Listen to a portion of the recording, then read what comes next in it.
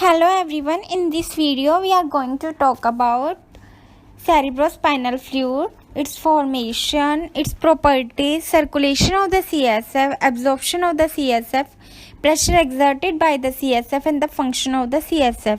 So guys, if you not subscribe my channel yet, so please subscribe my channel and also press the bell icon. So guys, let's start our video. So firstly we talk about introduction of the CSF. So CSF is a cerebrospinal fluid that surround the brain and the spinal cord.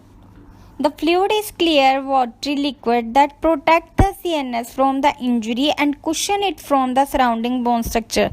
So it provide like a cushion support to the structure to prevent it from the injury.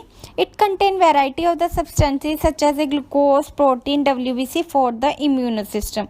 So this is the introduction of the CSF. So the CSF is a liquid surrounding the brain and the spinal cord, and it flows in the subarachnoid area. As you can see on the diagram, there is a cerebrospinal fluid is showing. So this is the CSF. Now we discuss the mechanism of the formation of CSF. So the entire cerebral cavity enclosing the brain and the spinal cord. So the brain and the spinal cord that are enclosed by the cerebral cavity, and the CSF that surround the brain and the spinal cord. So it has a capacity of about 1600 to 1700 milliliters. About 150 milliliter of the capacity is occupied by the CSF fluid and the remainder by the brain and the cord. So firstly there is a CSF, then there is a brain and the cord, and the brain and the cord that is enclosed in the cerebral artery. So only 150 millimeter that is occupied by the CSF, remaining is by the brain and the cerebral cord. So this is the mechanism of the formation of the CSF. Now we discuss the composition of the CSF. So in the composition of the CSF there is a water and the solid. So the water is 99.13% and the solid is 0.87%. In the solid there is a organic substances, inorganic substances and the cell.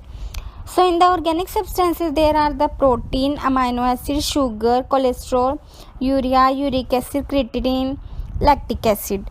And in the inorganic substances there are sodium, calcium, potassium, magnesium, chloride, phosphate, bicarbonate and the sulfate. So this is composition of the CSF.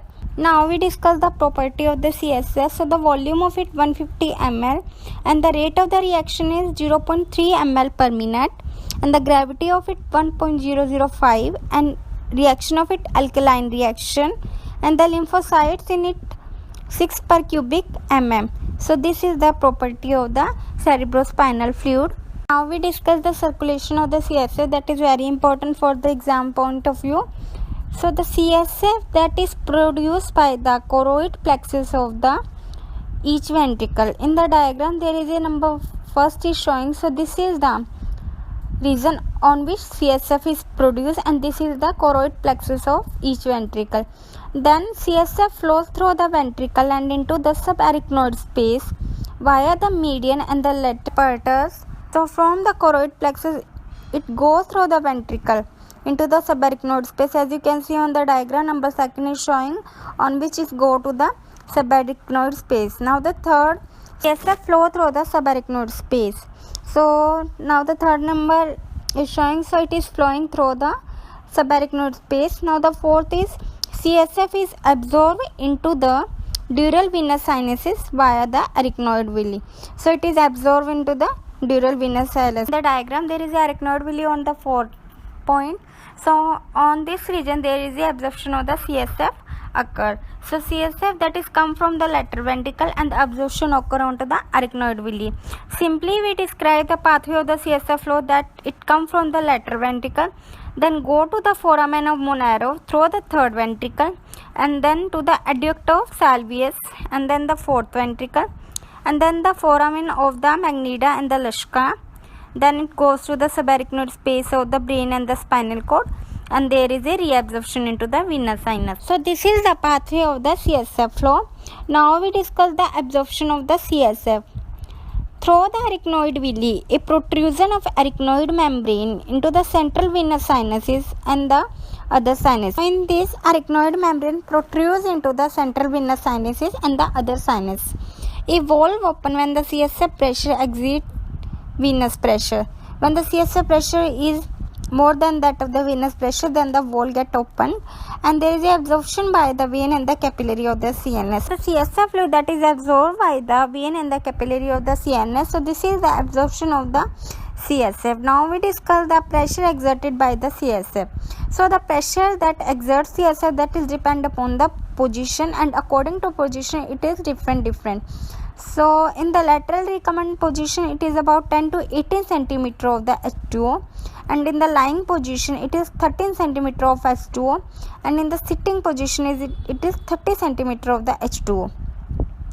Coughing and crying increases the pressure by decreasing the absorption. So when we cry or cough, so there is a decreases in the absorption of the CSF. That's why the pressure in this increases. Compression of the internal jugular vein also raises the CSF pressure. So this is the pressure exerted by the CSF, that is depend upon the position. Now we discuss the function of the CSF. So first function of it, protection. The CSF protects the brain from the damage. We discussed previously in the introductory part of the CSF that it provides the cushion like support to prevent the brain from the injury. So it protects the brain from the damage by the buffering the brain. In other words, the CSF act to a cushion, a blow to the head and lessen the impact. So the first function of it, protection of the brain. Now the second one is buoyancy. So because the brain is immersed in fluid, the net weight of the brain is reduced from about 1400 gram to about 50 gram. Therefore pressure at the base of the brain is reduced.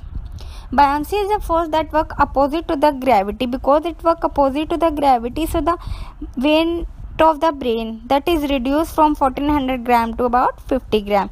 So this is the second function of the CSF. Now the third function is excretion of the waste product. So the one-way flow from the CSF to the blood take potentially harmful metabolites, drug and the other substances away from the brain. Because of its one-way flow, so it take harmful substances, drug that is take from the brain, so it helpful in excretion of the waste product. So these are the function of the CSF. So guys, in this video we discuss the introduction of the CSF, its absorption, its mechanism of formation and its pressure exerted by the CSF, its properties and the circulation and the function of the CSF. So guys, hope you like this video. Please like, share, subscribe my channel. Thank you.